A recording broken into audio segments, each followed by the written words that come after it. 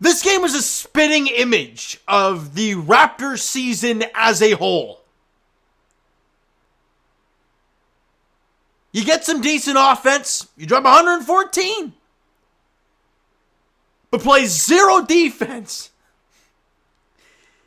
against a team that you should beat, even when they're healthy. And you lose 118-114 to the Indiana Pacers, who are trying to lose. If you listen to Will Liu, I listened to the React Todd and everything. He's saying that he was watching Tyrese Halliburton before the game, taking shots, looking fine. But he doesn't play. A guy who averages 20 and 10. 20 points, 10 dimes for the Pacers.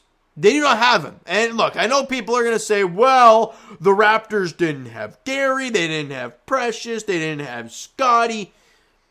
First off, what has Precious done for the Raptors recently? Not much. Sure, you're getting the scoring from Gary and all that stuff, but in the end, I look at the way this game went for the Raptors, and the cohesiveness defensively was not there, the effort. And that is something we have brought up quite often. Effort, right? What did we say in that Milwaukee game, right? Moral victories stink, but you're proud of those guys. Then they show you an effort like this, and you're like, oh, then what the hell was that game a few days ago? I don't know. The season has been painful because they have found ways to lose. The Raptors get destroyed in the first quarter. They cannot defend to save their life. Shout out the Canadian trio to start the game. Nembhard, O'Shea Brissett, and who was the other one there? Benedict Mathurin. Fantastic stuff. They played with energy. They were outstanding for the Pacers tonight. They really, really were. And the Raptors, couldn't guard them. Congrats to Nembhard. Shout out to my boy Rob. Went to school in Aurora. Went to school with Andrew Nembhard. So that's pretty kind of crazy stuff. He dropped, was it a career high for him? No, but he had 25 and 10. And the ability to get into the paint in the early goings of the game was just like taking stuff from a baby. Damn simple.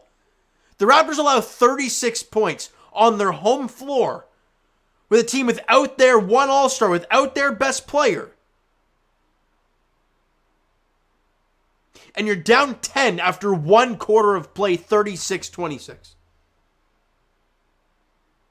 And in the second quarter, right, 26-22 Raptors, you're +4. All right, you're back in it. You're only down 6 at the break.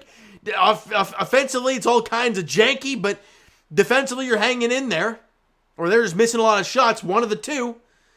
Third quarter, same sort of deal. You win the quarter by 1, but you're still down 5 heading into the fourth. And in the fourth quarter, watching this defense, or lack thereof, was just downright painful. So what's the only really word that I can feel right now regarding this team tonight? Pain. The Raptors scored 35 points in the fourth quarter. In hindsight, you should have won that quarter by at least 5 and tied the game, right? Wrong. You allowed 36 points in the fourth quarter. We scored 36. They scored 35, and you lose by 4. You win every quarter except for the first, but you narrowly won all those quarters, and you lose by 10 in the first quarter. Bottom line, the Raptors allow a total of 71 points in first and fourth quarter. Those are crucial times for the game. Raptor fans, how many times have we said in these videos that it's not about who makes the big punch, it's when they make that punch. And the Pacers, in the fourth quarter, did it. And watching these guys try to guard, God, I don't even want to break it down much more than that. It's just painful. Are they purposely trying to lose? No, they're not. I hate to break it to you, but they're not. They're not at that point of the year where they're 3 games, was it 3 games now? 3 games under 500. They're not purposely trying to lose. It's just not happening. And that's the more painful part about this.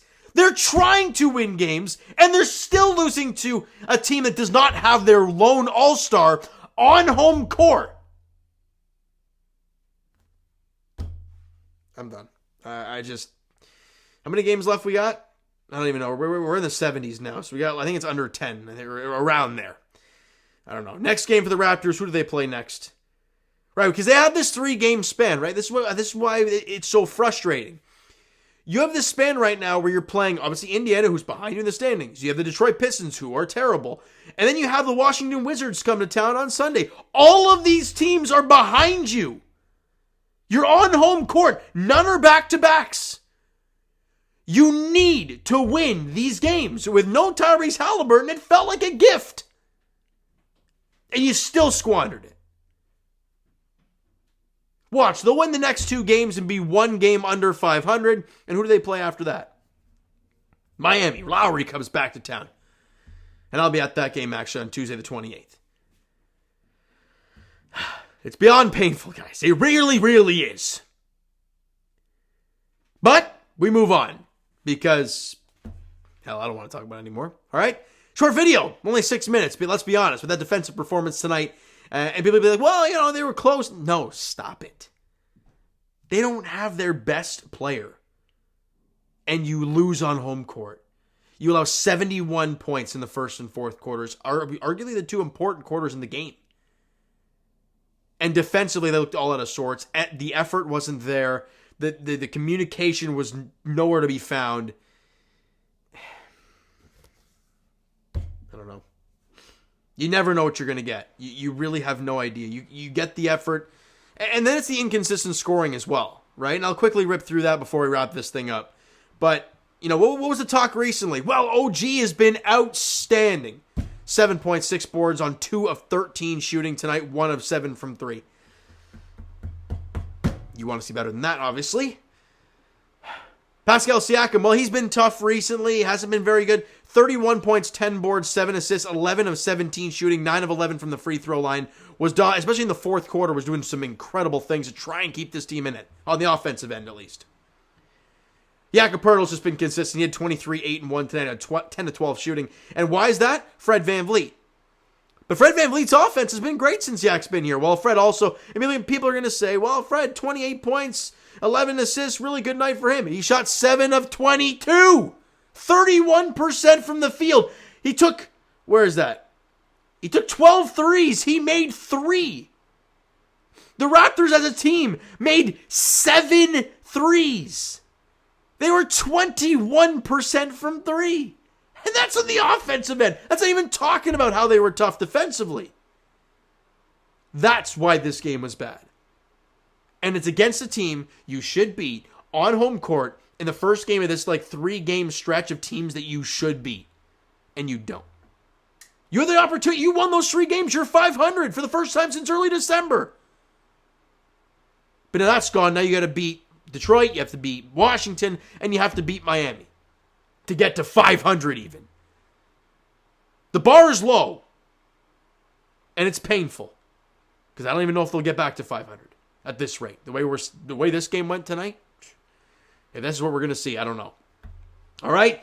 So you know what, guys? That's going to do it for this one. If you enjoyed the video and not the game today, smack that like button. I do appreciate that. Hit that subscribe button. You guys not already. Comment down below your thoughts on the video, thoughts on the game. Would you like, would you not like from today's game for the Toronto Raptors? The Twitter and Instagram links are down below. So follow up there if you guys have not done so already. The Discord and TikTok links are down in the description. So go check those out. And I'll talk to you guys, Jay's Edition, a week today in our season preview. Obviously, since the season gets going there on Thursday. And as for the Leafs, they're back in action tomorrow as they're in Sunrise, Florida, taking on the Panthers, looking for a much better effort than they did last night against the New York Islanders. And as for the Raptors, I mean, they hit the court at least. Next up, I think I said it was against the Pistons on Friday. Yeah, Pistons Friday, 7:30 tip-off there. I don't want to sit here and say, oh, you must win that game. I mean, yeah, you should, but who knows? All right, so thank you guys so much for listening and watching. I hope you enjoyed the video and not the game today. We'll talk to you guys then.